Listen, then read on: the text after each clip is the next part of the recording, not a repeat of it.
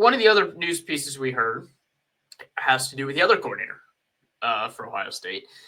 And Chip Kelly, there was a report out there from Jonathan Jones of CBS that a couple NFL teams have turned their attention to him as a possible candidate to coordinate their offense, specifically the Houston Texans and the Jacksonville Jaguars.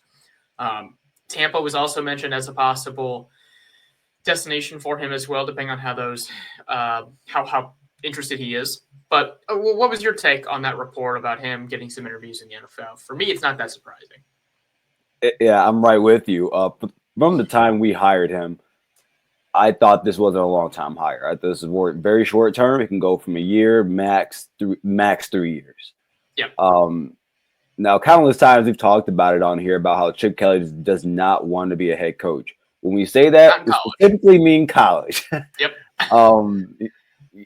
If Chip Kelly gets another, these guys that reached the pinnacle of head coaching, which Chip Kelly has done. I mean, I'm not saying he's won a Super Bowl, but he's very revered in college football circles. Those guys are psycho. The ultimate challenge is the Super Bowl. That's the ultimate prize in football. And Chip Kelly, that's why Harbaugh left Michigan again. He wanted to go chase the Super Bowl. Exactly. And you look at, I think like the first 2 years Chip Kelly had a chance to get there. He probably still has that itch to do that, and this is probably a chance for him to get back in that realm. And it's not as big as a loss if he were to leave. It wouldn't be as big as losing Jim Knowles. But yeah, I tend to agree with that because I agree with pretty much everything you just said. When he got hired, we knew this was not a long-term solution at the offensive coordinator position. He left UCLA because he wanted to coach with his buddy Ryan Day and just straight coach football. That's all he wanted to do. He didn't want to deal with, like I mentioned before, all that other bullshit with NIL, tampering, the portal, all that crap. He just wanted to coach dudes, and that's what you'd be able to do in the NFL. You wouldn't even have to worry about recruiting. He wouldn't even have to be on the road. He could just draw up plays and let guys go execute. Yep. And I do think you're right. I do think he does. If he's not a spring chicken, he's in his 60s. So if he's going to make a move back to the NFL to try to pursue a head coaching position again, now would kind of be the time to do it. His stock is pretty darn high. And he was a successful coach with the Eagles. His head coaching tenure with the 49ers wasn't quite as good. But he showed that he can, coach good offenses in the NFL. Now, specific to the teams that I mentioned, the Texans and the Jaguars, if I were him, I would stay 2 states away from the Jacksonville Jaguars at all costs. That team, that organization's a dumpster fire. Yeah. They're on another head coach, and they had to hire him away from Tampa in order to make it happen after they fired their GM when they realized none of their coaches wanted to play for Trent Baalke. So,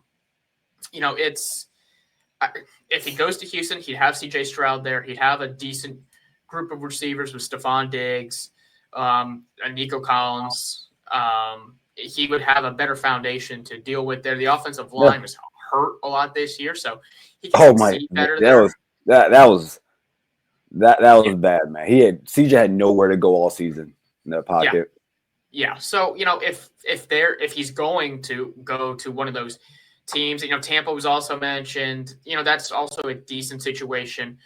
I wouldn't be shocked if he left for those situations, but specifically Houston, I think, is probably where he'd be able to go.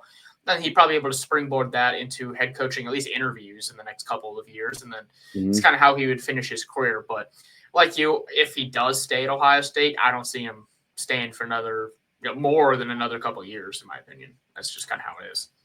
Yeah. And, it is good seeing him on the recruiting trail. Visiting quarterbacks. I was visiting Brady Smigel the other day. I was wondering if it was Smigel or Smeagol. Like Lord of the Rings. Yeah, I know. I'm pretty sure it's Smigel, but but you talk about him. He just decommitted from Florida State, so that's cool. Exactly, and so in our top 6. And that's why I think Chip is staying. Look, what if he was out on the why would he be out on the recruiting trail if he's seriously considering other offers right now? I do tend to think that he's staying, but I wouldn't be shocked if he left, nor would I begrudge him if he left. I wouldn't. No, I wouldn't be upset at all. And again, same thing on the defensive side. Ohio State is going to have their pick of the litter of people to go after. Whether and chances are it's going to be someone that we're going to like. So we might question them at first, but I mean, push come to shove, I think we'll be able to get someone that will specifically work with Julian Sand. I want to ask you this: do you think maybe Chip is leaving because he knows Julian Sand isn't his type of quarterback? I don't think so, because he's also got an option with Tavian St. Clair, who is also like a big stereotypical quarterback size, 6'4", 215. Like he's got that quarterback build that he's used before. I mean, those are the kind of quarterbacks he would be coaching in the NFL anyway. Those guys who are semi-mobile, not super mobile, but also have pretty good arms and are accurate. So I don't think that plays into a factor as much. I mean, you and I have talked about before, we think Sand is the favorite to take that job, right out of the gate. So, we'll see what happens. But I don't think that is necessarily a factor. And I was about to pull this comment up here as well. I don't think that an NFL team would wait another year, because it's not like most of the time, 99% of the time, an NFL team does not hire a college coordinator to be their head coach. Yeah. They hire college head coaches to be their head coach. So if Chip wanted to make the move, he'd either have, to be head coach in the NFL, he'd either have to be a head coach in college, which he clearly does not want to do, or he'd have to be a coordinator back in the NFL.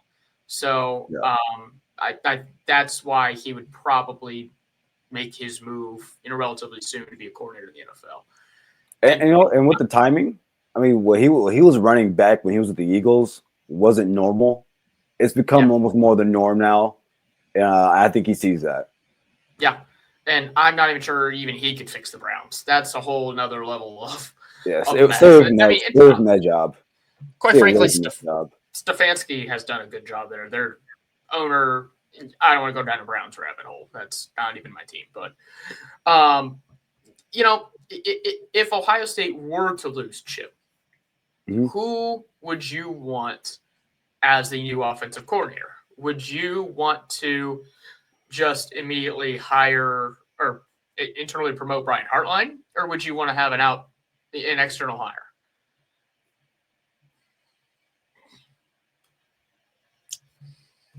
In my perfect world, I would see if I can bring in someone that was willing to come in for a year and be a co-offensive coordinator with Brian Hartline for a year. But that's in a perfect world. Maybe you do. Maybe you do. Eventually, someone's going to come calling for Brian Hartline. It's going to happen eventually. Agreed. And being Ohio State and you being Ryan Day, you have the privilege of, with the talent you have, of kind of going through the struggles with the new offensive coordinator. And I believe that Brian Hartline has been I would assume that spending so much time with Brian Hartline, with Ryan Day and Chip Kelly, I think he has some feeling on how to call, not just on calling plays, but on how to call plays and in the cadence of calling plays. So I'd be okay with that. But outside of that, until I see Chip Kelly leave, I haven't thought about any names. Yeah. No, and I agree with you on that front. Yeah, and quite frankly, do I really care who the OC of Ohio State football is if I know he's pretty good? No. Well, the problem is you don't know if Hartline's good yet. Yeah. But at some point, you're right. They're gonna probably have to find out if they want to keep him, because he is someone that has stayed loyal to the program so far. He's had a couple head coaching interviews, just here in the Midwest. He interviewed for the Cincinnati job, West Virginia job, but he's not going to get one of those jobs until he actually starts calling plays. And at some point, he's going to want to do that. So, if Chip leaves this year or next year, whatever, I do think Hartline needs to get some more experience around calling plays if he's ready for that moment, because Mm-hmm. he's, quite frankly, the most valuable assistant that this program has, and they need to keep him at all costs. They better. He is the he's one of the X factors of the Ryan Day tenure. Yeah. So even Michigan was from a heartline. Well, he's saying that because he doesn't think Oh, he's going to be good. Hey, you never know. But look, he is just undisputable. He is the best recruiter in the country. No matter what assistant coach is out there for whatever group of guys, he is by far the best recruiter. And I don't think that's something that Ohio State can afford to lose, especially with how great that defense has been. I'm sorry, how good that wide receiver room has been over the years since Zach Smith left, since they got rid of Zach Smith. So, they need to keep him at all costs. But again, like you, I'm not going to get too worked up about thinking of hypothetical names until it's official that Chip Kelly leaves.